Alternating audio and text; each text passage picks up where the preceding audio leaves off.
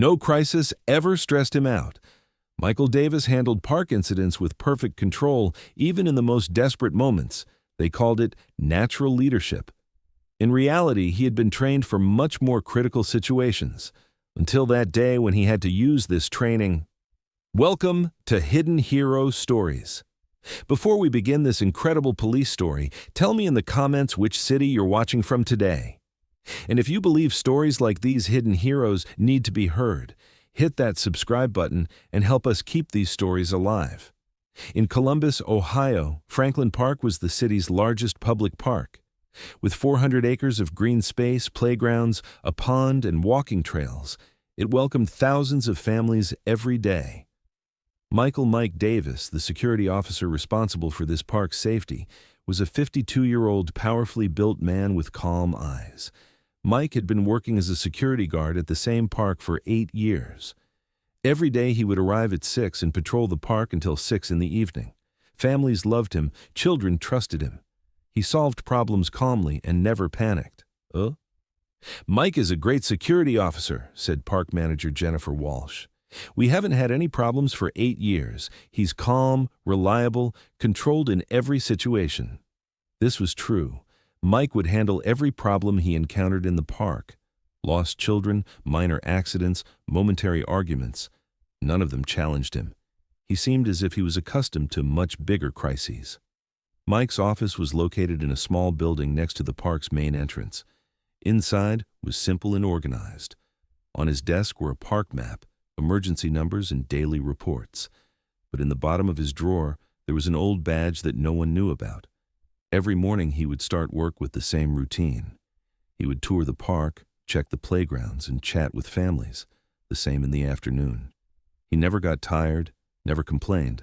Mike's most striking feature was how he provided leadership.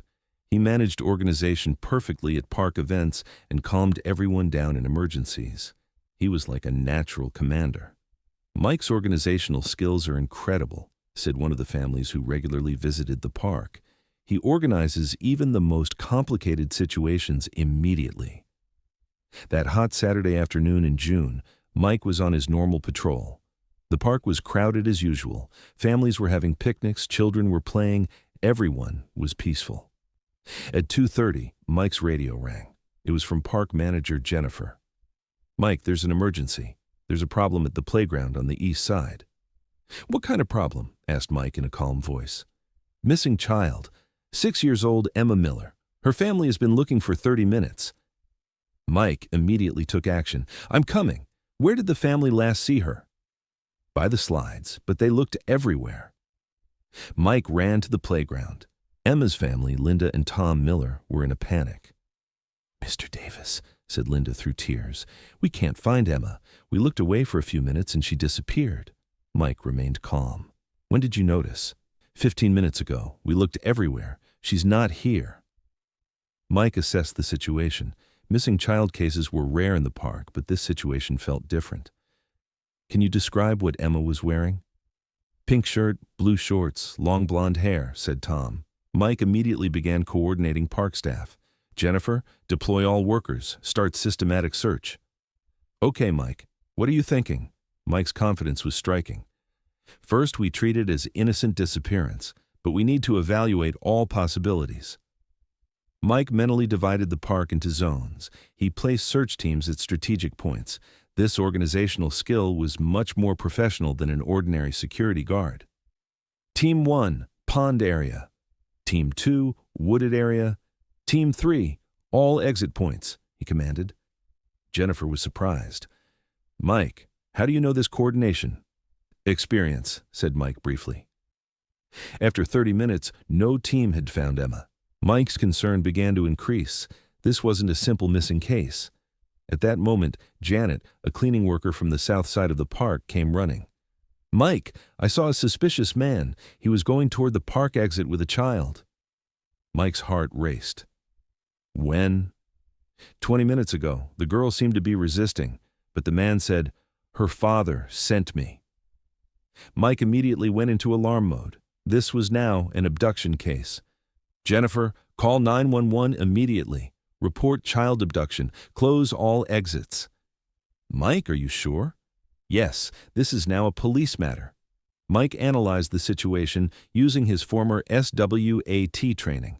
The suspect had crossed park boundaries with the child. Time was critical. After 10 minutes, police units took their positions in the park. Child abduction specialist Detective Sarah Johnson met with Mike. "Mr. Davis, can you tell me the situation in detail?" Mike systematically explained the events.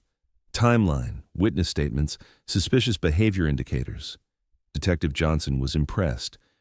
"You're taking a very professional approach. Do you have security training?" Mike hesitated. "I have some experience."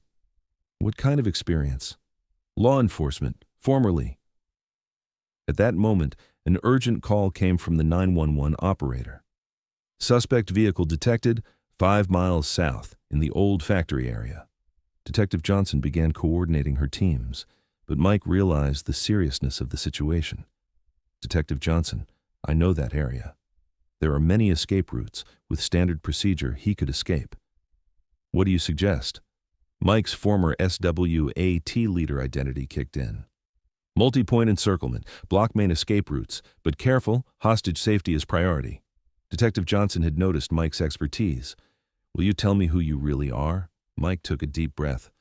"Former SWAT team leader, 18 years Columbus Police Department." Johnson's eyes widened. "Were you a SWAT team leader?" "Yes, until 2005. Why did you leave?" "Personal reasons, but now isn't the time to talk." Johnson decided to benefit from Mike's experience. "Will you come with us?" As a consultant, Mike hesitated. After 8 years, he was returning to operational status.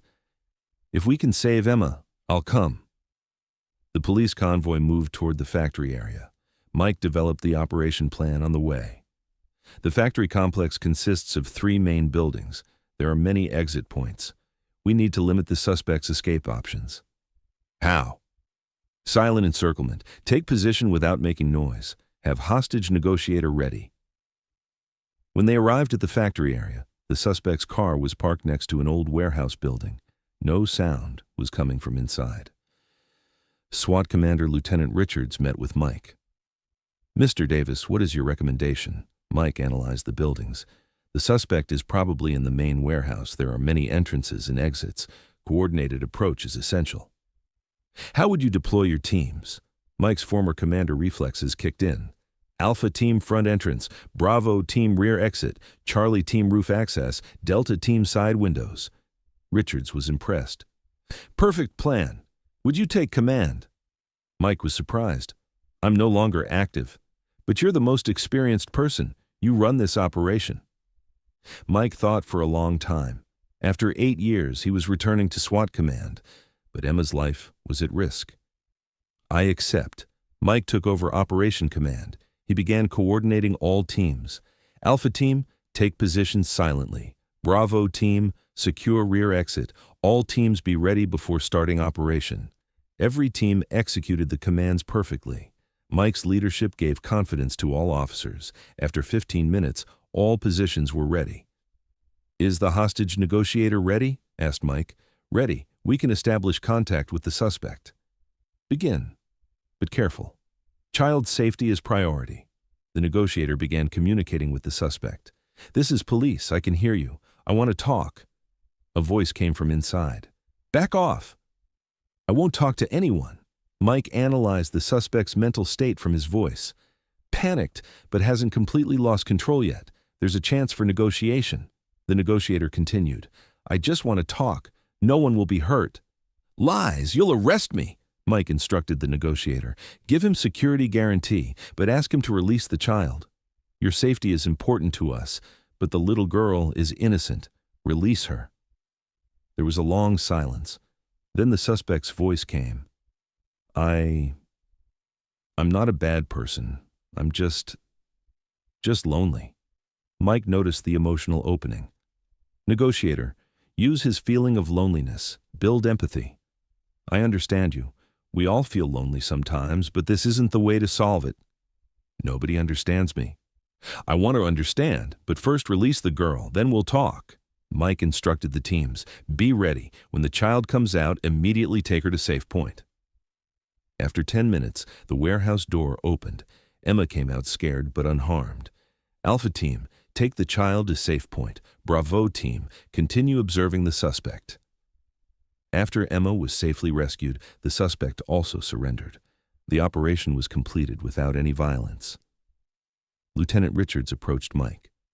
"Perfect operation, Mr. Davis. You saved lives." Mike breathed a sigh of relief. "It was teamwork." "No, it was your leadership. Your 18 years of experience showed."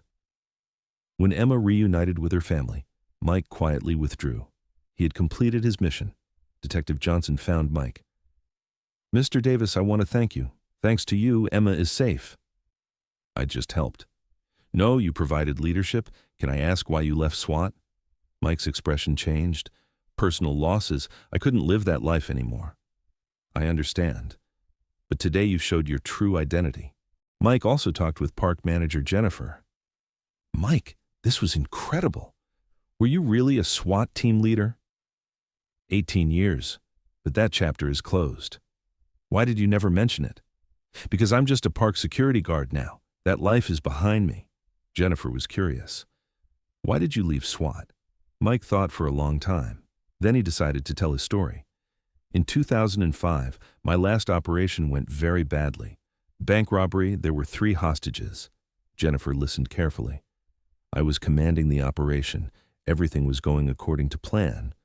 But," Mike's voice broke. "The suspect panicked. He injured a hostage. We had to intervene." "What happened?" "We neutralized the suspect. But the hostage was seriously injured, an 8-year-old girl." Jennifer's heart sank. "Did the child survive?" "Yes, but she stayed in the hospital for 6 months. I felt responsible." "This wasn't your fault." "But I was the commander. Maybe a different approach." Jennifer understood Mike's guilt. "Is that why you left SWAT?" "Yes, I couldn't put children at risk anymore. This job was too heavy for me." "So why did you choose park security?" Mike smiled. "Because here I can protect children, without violence." Jennifer appreciated Mike's motivation. "Today, you saved Emma, without violence." "Yes, this time everything went right." A month later, Mike's story appeared in local media, with the headline, "Park Security Guard Saves Child." But Mike didn't want recognition. He just continued doing his job. Emma's family visited Mike. "Mr. Davis, we don't know how to thank you," said Linda Miller. "No need. I just did my job." "No, you saved Emma's life." Emma hugged Mike. "Thank you, Uncle Mike." Mike was moved. This was the moment that healed the trauma he experienced with the child in 2005. Offers also came from the police department. "Mike, do you want to come back?" asked Lieutenant Richards. "Thank you, but I'm happy here." "Why?" "Because here I can protect children, peacefully." "But your experience is very valuable."